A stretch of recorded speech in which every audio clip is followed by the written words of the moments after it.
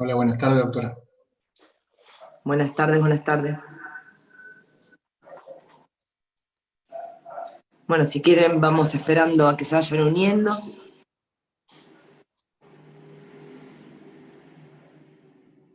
Buenas tardes a todos y todas. Bueno, vamos a ir dando comienzo. Mi nombre es Gisela Pénica Fernández, soy la presidenta del Instituto de Derecho Procesal Penal dentro de Abogados Unidos, y hoy tenemos el placer, ¿sí?, el honor de tener un disertante, el doctor Bernardo José Lobo Bugiau, que va a reemplazar en esta oportunidad al doctor Guillermo Díaz Martínez, que tuvo un inconveniente de salud. Y bueno, nos va a hablar de la temática delitos de lesa humanidad.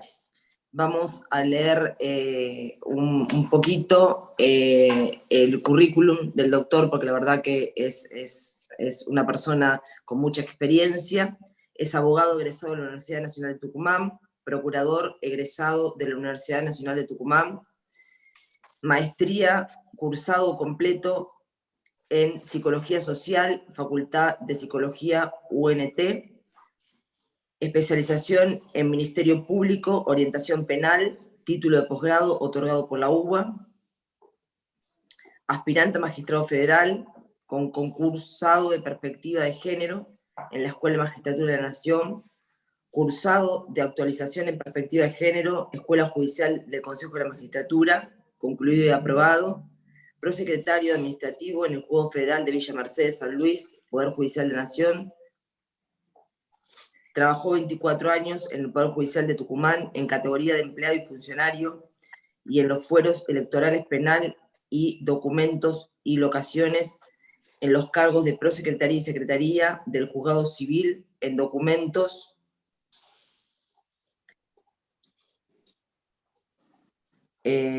asistente jurídico de la Secretaría de Derechos Humanos de la Nación durante los años 2007 al 2017.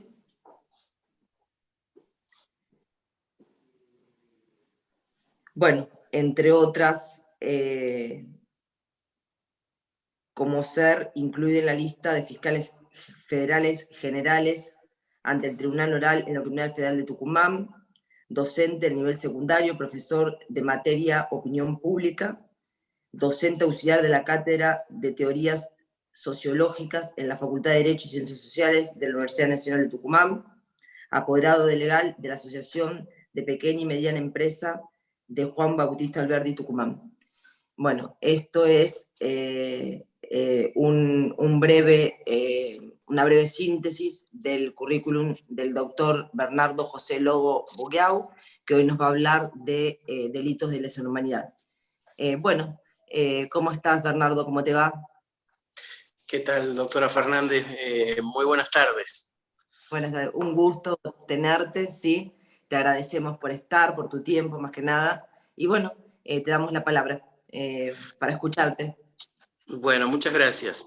Yo agradezco a la Asociación Civil Abogados Unidos, a este Instituto de Derecho Procesal, y muy brevemente justifico la ausencia y el reemplazo medio de emergencia del doctor Guillermo Díaz Martínez, que estaba en el día de hoy con una dolencia física y no ha podido concurrir, así que les envía su saludo y pronto seguramente va a poder estar aquí presente con cada uno de los inscriptos en este curso. Bueno, yo comienzo diciendo que los delitos de lesa humanidad son de una categoría especial, cuya competencia siempre, históricamente en Argentina, la ha tenido la justicia federal, por ser un tribunal justamente que actúa en competencias específicas dadas por ley, y la competencia desde lo que fue el primer juicio de lesa humanidad que es la llamada, conocida causa de los excomandantes, o causa 13 del 84. Muchos recordarán, al recuperarse la vida en democracia, al año siguiente, el gobierno del doctor Alfonsín, mediante el sistema de decreto, saca de la esfera de la competencia militar, que tocaba intervenir por hechos, por graves hechos e incluso delitos de la ley 14.028, que era el viejo Código de Justicia Militar. Este decreto lo saca de esa esfera, dado que era evidente en los hechos que los militares habían decidido autoamnistiarse, lo saca de esa esfera y la faculta a las cámaras, en este caso la Cámara Federal de San Martín, para revisar las decisiones que tomaran los jueces militares. Así es que se produce en Argentina, esto como un repaso histórico para que todos lo tengan muy en cuenta, es la primera causa de lesa humanidad en donde se deciden muchos hechos. Fue una mega causa, por lo general vinculados a centros clandestinos de detención que estaban ubicados en la ciudad de Buenos Aires o en el Gran Buenos Aires, y las víctimas, que fueron muchas, permitieron la condena a muy graves penas, porque al hablar también otra particularidad de los delitos de lesa humanidad, que se refieren a los más graves hechos delictivos. Una definición que ustedes pueden tener a mano de qué hablamos cuando nos referimos a crímenes de lesa humanidad, la tienen en el artículo 7 del Estatuto de Roma, que refiere a que son ataques generalizados o sistemáticos contra la población civil, con conocimiento de dicho ataque por quienes lo han perpetrado. Y hace una enumeración, el Estatuto de Roma, sobre qué delitos vendrían a comprender este particular delito, considerado en lo que es el concierto del derecho internacional de derecho penal como el más grave de los delitos. Entonces enumera el asesinato, el exterminio, la esclavitud, las deportaciones o traslados forzosos de población, la encarcelación u otra privación grave de la libertad física en violación de normas fundamentales del derecho internacional, la tortura, la violación, la esclavitud sexual, la prostitución forzada o cualquier forma de violencia sexual de gravedad comparable, la persecución de un grupo o colectividad con identidad propia. Recuerdo en la vecina provincia de La Rioja se dio lo que se denomina una espiral de hechos que estaban referidos a quienes eran catalogados como tercermundistas, en este caso sacerdotes o laicos, como fue Wenceslao Pedernera, laicos religiosos que adoptaron lo que en la religión católica era el Concilio Vaticano II y el tercermundismo. Entonces, el aparato represivo que se creó a partir del terrorismo de Estado, uno de los grupos justamente civiles que tenía identificados como parte, sujeto activo de la lucha antisubversiva, era justamente los grupos tercermundistas, que eran de origen religioso, obviamente. Entonces aquí en el apartado H del artículo 7 del Estatuto de Roma entra perfectamente, fíjense, la persecución a grupos o colectividad con identidad propia, fundada en motivos políticos, sociales, nacionales, étnicos, culturales, religiosos o de género.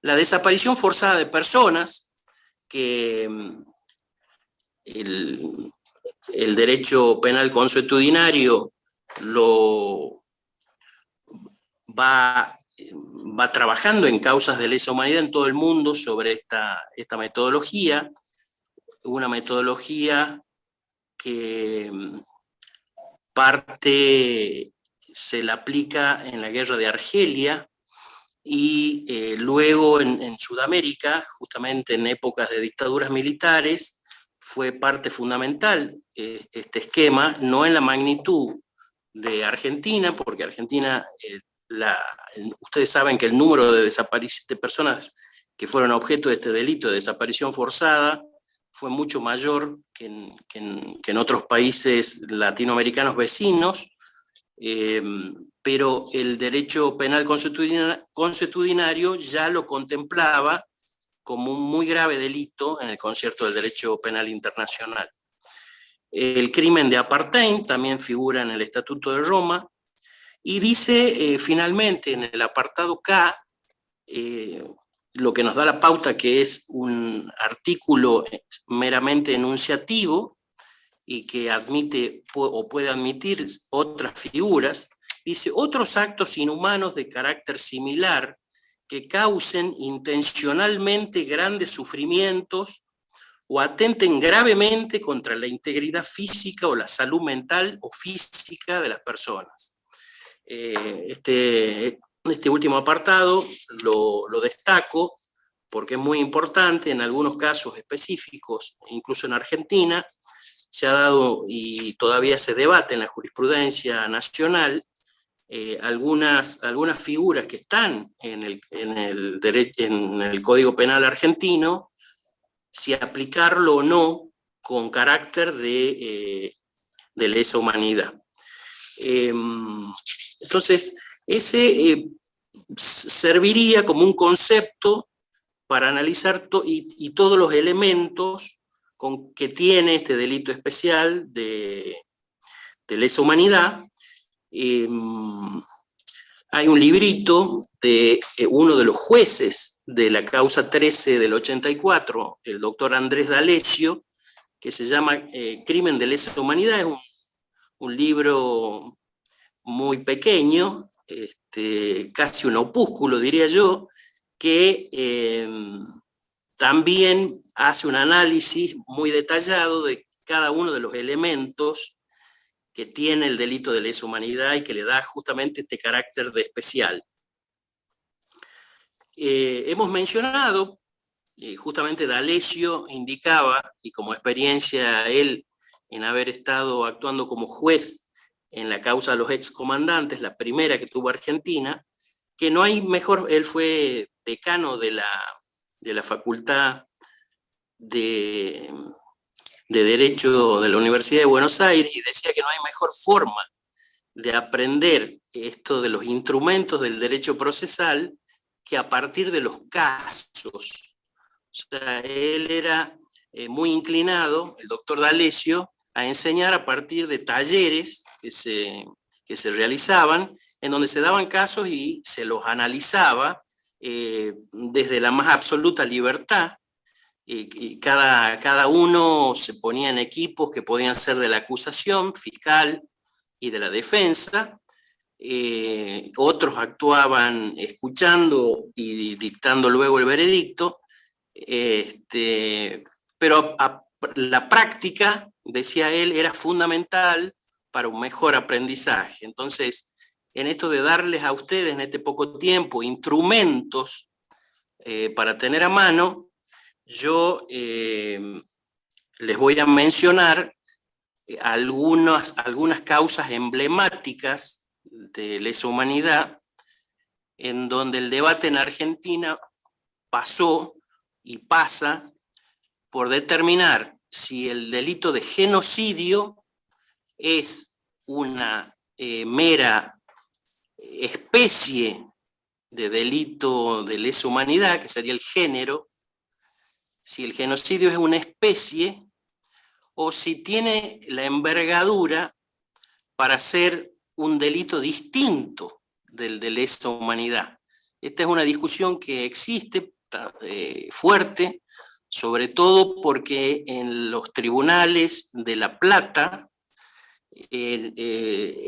los mismos casos y las mismas metodologías fueron juzgadas y se determinó que la tipicidad era de genocidio.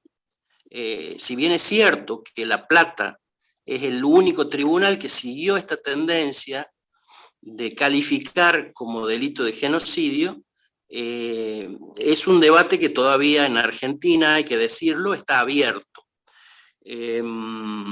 Entonces yo menciono la causa ESMA, que estamos actualmente siempre se agrupan un universo de víctimas, entonces se las denomina en lo que es su denominación coloquial, para darle un nombre para lo que sale a través de la prensa o la comunicación. Vamos en ESMA 4. Ya hay un conjunto muy importante de víctimas que han sido representadas por distintos organismos, por familiares, por organismos especializados también de derecho, que se presentan a las causas de lesa humanidad, y lo cierto es que vamos en el capítulo ya número 4 de ESMA. En el norte argentino, ustedes saben que Catamarca formaba parte de la zona 3, junto con otras 9 provincias. Yo provengo y soy nacido en Tucumán, donde justamente fue como epicentro de esa zona 3, y allí en Tucumán tuvimos el juicio, primero obviamente con toda la aplicación de las leyes vigentes en la etapa de instrucción, y luego en el plenario el debate en la causa Arsenal Miguel de Ascuénaga, que fue un centro clandestino de detención muy importante por la magnitud, por la extensión que tiene el campo ese, que era justamente un arsenal llamado Los Polvorines antiguamente, porque se fabricaba pólvora, y el ejército tiene todavía una pequeña extensión de lo que era el edificio histórico, pero allí funcionaba una base del ejército argentino.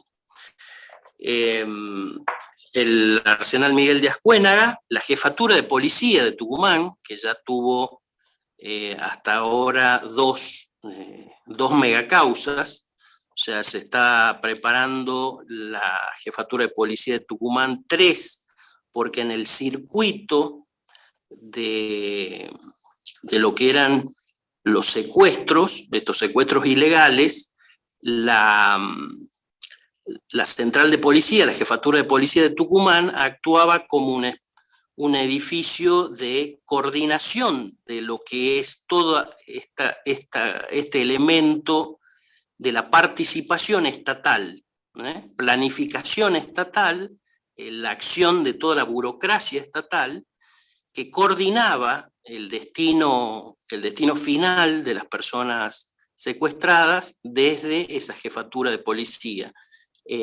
Así es que en jefatura de policía 1, hace unos años se descubre por aporte de un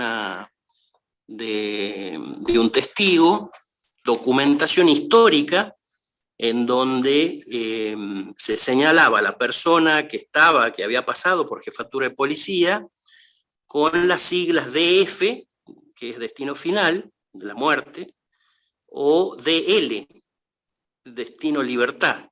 Y así estaban, era una serie de hojas escritas a máquinas de escribir, con a la par la denominación y las siglas.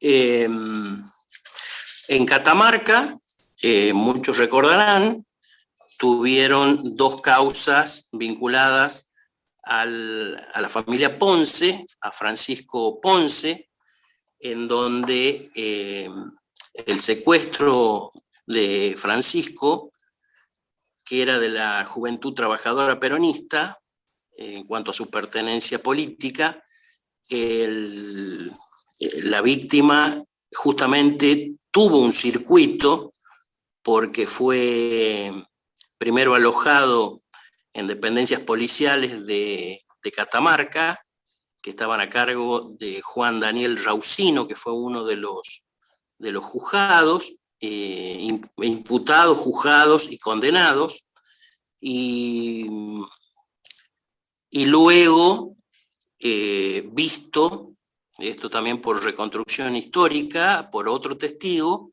visto en lo que yo les hacía alusión a la jefatura de policía de Tucumán. Entonces Catamarca juzgó en dos capítulos lo que fue la causa Ponce y Nelly Yolanda Borda, que también luego de su secuestro tiene tránsito hacia los centros clandestinos de detención de Tucumán. Y en Catamarca hay una mega causa que tiene sus particularidades por la fecha de los hechos, que es la masacre de Capilla del Rosario, en donde el Tribunal Oral Federal de Catamarca juzgó la responsabilidad de los imputados Carlos Carrizo Salvadores, Mario Nakagama y Jorge Ezequiel Acosta, y con 16 víctimas fusiladas. Esto son hechos del año 1974. Justamente la particularidad que yo les decía es que la fecha indica la vigencia de un gobierno constitucional, y justamente ese punto ha dado lugar que este caso todavía esté pendiente de una sentencia firme, ya que está en la Corte Suprema de Justicia de la Nación.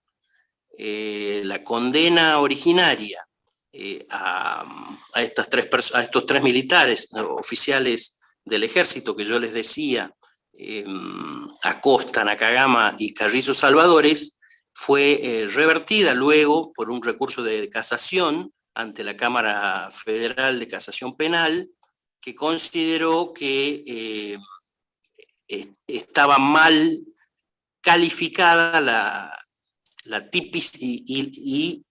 debate la tipicidad de que haya sido un delito planificado desde el Estado, porque indicaba que existía un gobierno constitucional y un gobernador. El señor Mott, un gobernador constitucional en la provincia de Catamarca. Esta cuestión ha sido objeto de un recurso extraordinario federal y ha llegado a la Corte, donde hace ya más de 3 años está pendiente una resolución al respecto, con dictamen del Procurador General ante la Corte a favor de admitir el recurso extraordinario y, en consecuencia, volver al criterio condenatorio que utilizó el Tribunal Oral Federal de Catamarca.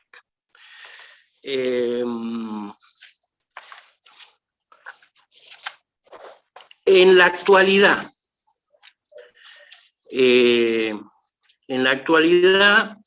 se llevan a cabo distintos juicios de lesa humanidad. Estamos hablando de juicios que comenzaron en el año 2021 y que se vienen desarrollando jornadas durante el 2022. Así tenemos la megacausa 5 en Bahía Blanca, donde se están realizando entre 2 y 3 jornadas del plenario, de juicio oral y público, por semana, ¿no? 2 o 3 jornadas por semana. Tenemos una causa de revisión de absoluciones en la megacausa 3 de Santiago del Estero, que se está también desarrollando normalmente. Tenemos el juicio al ex juez juez federal, me estoy refiriendo, el doctor Juan Carlos Caballero Vidal, de San Juan, está siendo juzgado mediante audiencias que se llevan adelante en forma virtual y 2 veces a la semana. Perdón, el ex juez Juan Carlos Caballero Vidal de San Juan fue ministro de la Corte de Justicia de esa provincia.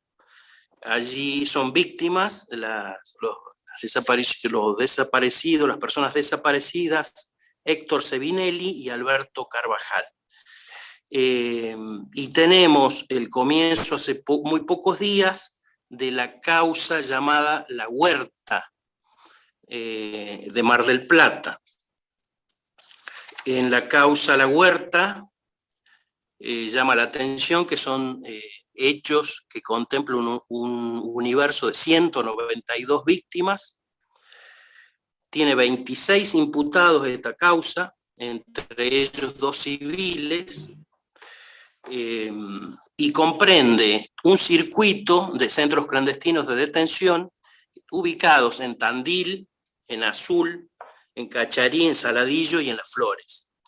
En esta causa, por un número muy mayoritario de víctimas, interviene el doctor César Raúl Cibo, que tiene una larga militancia en colegios profesionales de abogados y en organismos de derechos humanos, y que durante el año pasado, 2021, fue amenazado, producto, entendemos, de su accionar representando a las víctimas en esta causa. Bueno, yo quedo luego de este panorama, en donde he tratado de darles un panorama, por un lado histórico y otro actual, de los casos. Quedo a disposición de quien quiera formular preguntas. Muchas gracias. Bueno, muchas gracias a vos, más que claro, más que específico, obviamente de brindarnos toda tu experiencia.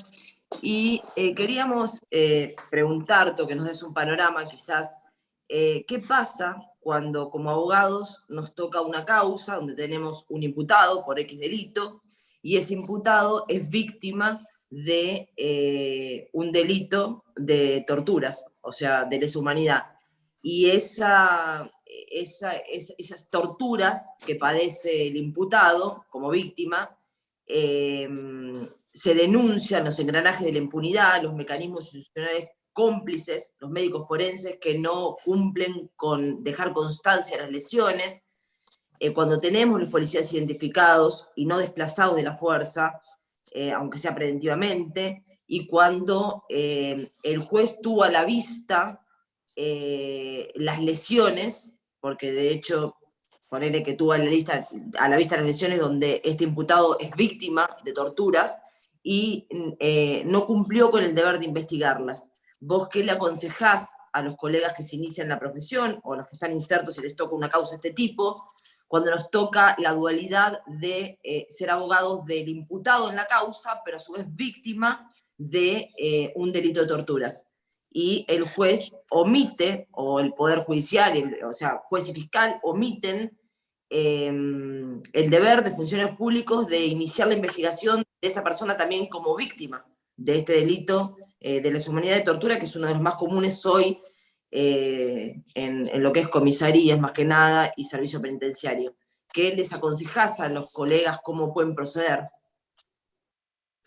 Bueno, en principio hay una tarea propia del abogado en cuanto a cómo mejor gestionar la poca prueba que suelen tener estos casos, estos hechos. Ya cuando hablamos de lo específico, ustedes saben que históricamente, porque un capítulo de los derechos humanos en este punto es todo lo referido al carácter heurístico, o sea, la historia nos llevó a que, a fin de lograr impunidad, los que manejaron el poder dictatorial o de facto, incineraron mucha documental, ¿sí?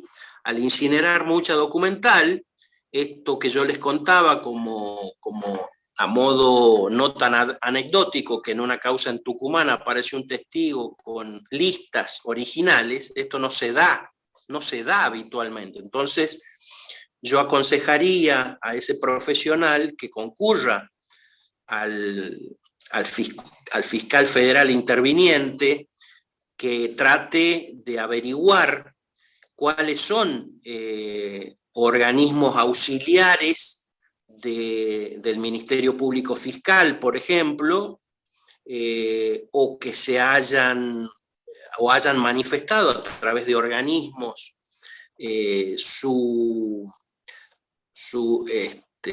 poner su profesión a disposición del descubrimiento de la verdad.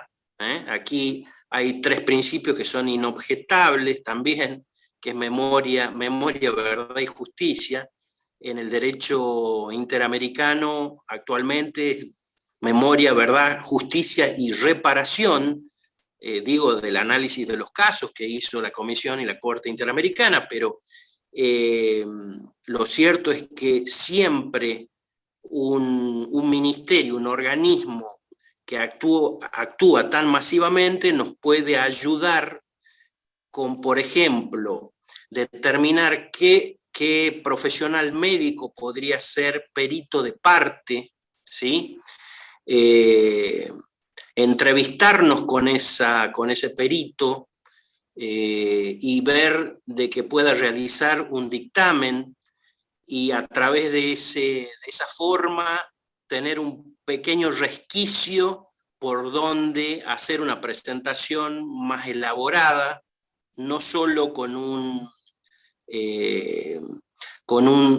relato o una reproducción de lo que fue aquel capítulo histórico, sino traer a la actualidad diversos padecimientos que tienen estas personas que han sobrevivido al terrorismo de Estado, ¿sí?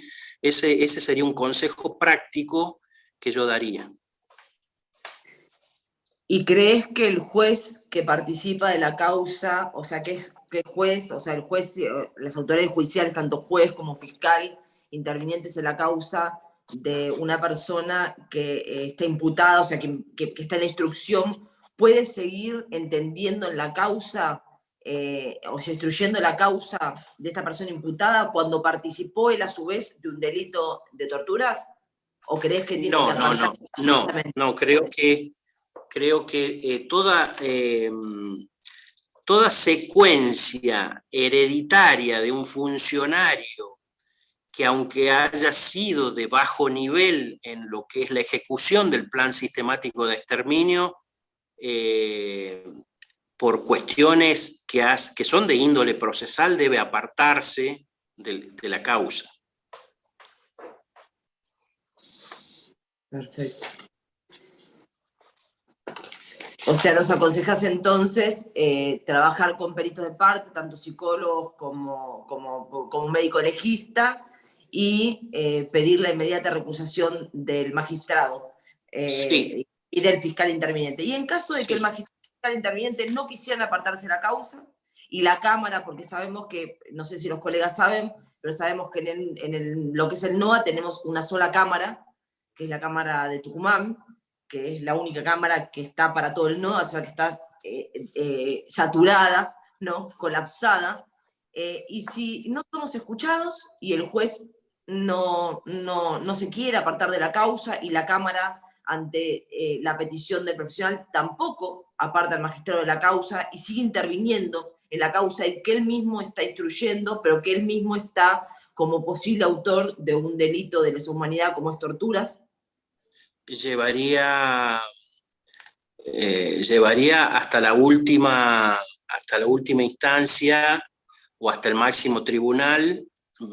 Estudiaría una presentación que agote la vía nacional, y llegado el caso, sí, haría una presentación o una denuncia a través de esta persona víctima o del organismo que represente ante la Comisión Interamericana de Derechos Humanos. No olvidemos que la República Argentina forma parte de un sistema jurídico interamericano, que si bien es organismo consultivo, también emite resoluciones de condena a estados. Entonces, me parece que el bloqueo en lo que es la falta de acceso a la justicia, porque estamos ante un caso de esa magnitud, estamos analizando hipotéticamente una determinada situación, daría para una denuncia ante la Comisión Interamericana. O sea que la Cámara tucumana, en caso de hacer caso omiso a la situación, también sería partícipe de incumplimiento de los deberes de funcionarios públicos. Sí, llegado el caso y escuchado lo que sería de última, la comisión habilita, ustedes saben que la Comisión Interamericana es la que habilita los casos en caso de no arbitrar el Estado argentino, un tribunal en el lapso, estamos hablando ya de la instancia interamericana, estimo que serían susceptibles de ser recusados con causa todos esos jueces, todos los jueces que hubieran intervenido. Sí, sí. ¿Y qué nos puedes decir con respecto a la prescripción de los delitos de lesa humanidad? ¿Por qué no prescriben los delitos de lesa humanidad? Justamente el ser todo el catálogo que establece el Estatuto de Roma, delitos de características aberrantes, en donde es no solo la integridad física, sino yo diría que va mucho más allá, y hablamos de la propia dignidad del ser humano, la que está en juego, es que a nivel del derecho internacional y en todos los continentes, ustedes saben que en los distintos continentes hay sistemas de protección de derechos humanos, Europa, el nuestro, pero también África, todos los organismos internacionales que actúan han sido unánimes en que los crímenes de lesa humanidad son imprescriptibles. Estamos hablando de hechos que forman parte de la materia penal. Hay una polémica muy fuerte en cuanto a la aplicación del instituto de la prescripción, pero cuando se trata de acciones adheridas al penal que tienen un objeto civil, ¿sí? En Tucumán tenemos algunas porque hubo mucha desapropiación de grandes extensiones de tierra, de casas, viviendas estamos hablando. Entonces, algunos casos tienen el damnificado civil que prevé el Código Procesal, y todavía no tenemos en Argentina una jurisprudencia muy clara, muy esclarecedora en cuanto a si la acción civil está comprendida en este carácter por ser adhesión a un caso de lesa humanidad, está comprendida dentro de la imprescriptibilidad, o por el contrario le rigen, como es común, la prescripción ordinaria que establece el Código Civil. Tenemos un vacío legal ahí. Sería más que nada por la necesidad de que esto no quede impune y relacionados con el interés de la comunidad internacional de reparar las víctimas. Pero hay un vacío. Sí, hay un vacío. Si bien el código civil actual, hablo de la reforma integral que se realizó el Código Civil en 2016, lo dice claramente que son imprescriptibles, pero lo cierto es que en la práctica de los tribunales no ha sido fácil llegar a la consideración de los magistrados argentinos en ese aspecto. Y si tenemos que hacer un paralelismo para que les puedas explicar a los chicos que nos están viendo, más que nada a los que se inician recién en la profesión, entre algunas diferencias que vos creas relevantes entre lo que es un delito común y un delito de lesa humanidad. Más allá del origen normativo, que los primeros se encuentran tipificados en normas penales internas de los estados y los otros se encuentran en normas de ordenamiento penal internacional. ¿Qué otra cosa nos podrías destacar en diferencias entre ellos? La diferencia básica en lo que es el delito de lesa humanidad con respecto a otros se da en que la planificación de estas metodologías se da desde el ámbito del propio Estado, ¿sí? Es el Estado el que asume llevar adelante esas políticas. Hay trabajos históricos que realmente merecerían ser reimpresos, hechos en años de la propia dictadura. En el año 81, los doctores Mignone y Conte, representando al Centro de Estudios Legales y Sociales, concurrieron a un foro internacional en París, en donde Argentina justamente denuncia los crímenes de lesa humanidad, y allí este trabajo que presentaron se llamaba o hacía alusión a este orden paralelo. El orden paralelo es que Argentina, si bien tenía normas legales vigentes, tenía otro orden clandestino paralelo al orden legal, un orden clandestino en donde se ejecutó ese plan sistemático, ¿no? Y que para ese plan sistemático actuaban grupos de tareas, crearon centros clandestinos de detención y toda una, yo diría, una jerga o un lenguaje que fue muy esclarecedor hacia dentro de los profesionales del derecho, porque una particularidad cuando planifica el Estado delitos masivos es que obviamente no van a dar a conocer esos planes, ¿sí?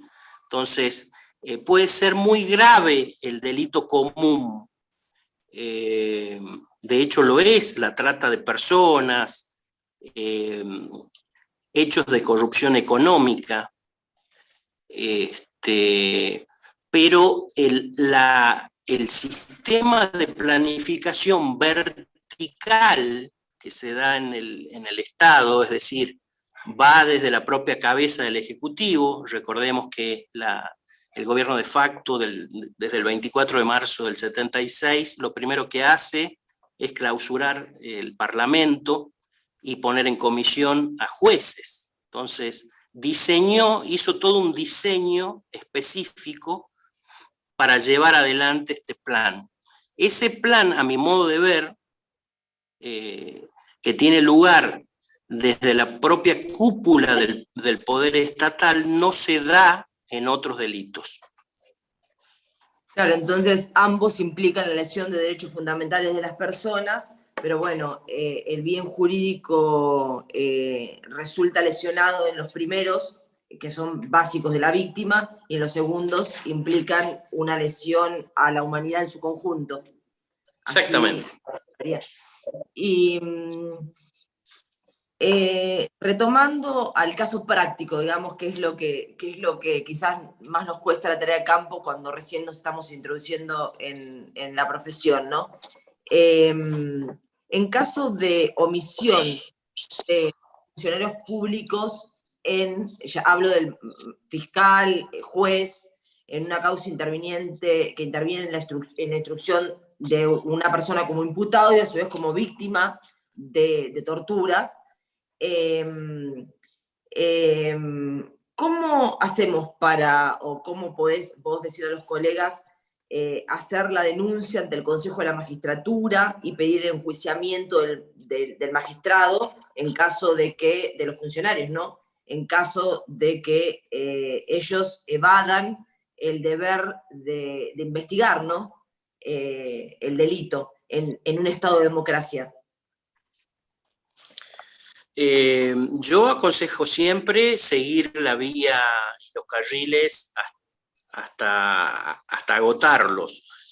En lo que es por lo menos la organización de la justicia nacional y federal, siempre se divide por regiones y siempre hay una cámara, que suelen ser cámaras de apelaciones, que ejercen superintendencia sobre quienes instruyen o jueces que instruyen causas, ¿sí? Asimismo, en el Ministerio Público de la Nación, la superintendencia ya está más concentrada, pero existe el Procurador General de la Nación y existe la Defensora General de la Nación, y llegado el caso, yo aconsejo agotar la vía, primero utilizando ese carril, luego ver, obviamente, si se cierran todas las puertas, quedaría, como usted dice, doctora Fernández, abierta la denuncia ante el Consejo de la Magistratura, que tiene, ustedes saben, una secretaría específica de enjuiciamiento a magistrados. Bueno, Bernardo, la verdad, agradecerte, un placer que estés con nosotros, ojalá podamos volver a tenerte, ¿sí? Las veces que quieras estás invitado. Nada, dejarte nuestro agradecimiento en nombre de Abogados Unidos y bueno, mandarte un cariño a la distancia y agradecerle a todos los que nos dedicaron su tiempo, conjuntamente con el tuyo, para participar de este encuentro y poder interactuar un poquito sobre lo que diariamente hacemos en la profesión. Bueno, muchas gracias, el agradecido soy yo, y un saludo muy grande a ti, doctora, que coordinas esta tarea tan noble de enseñar, y a cada uno de los concurrentes a esta jornada. Muchas gracias. Gracias a vos.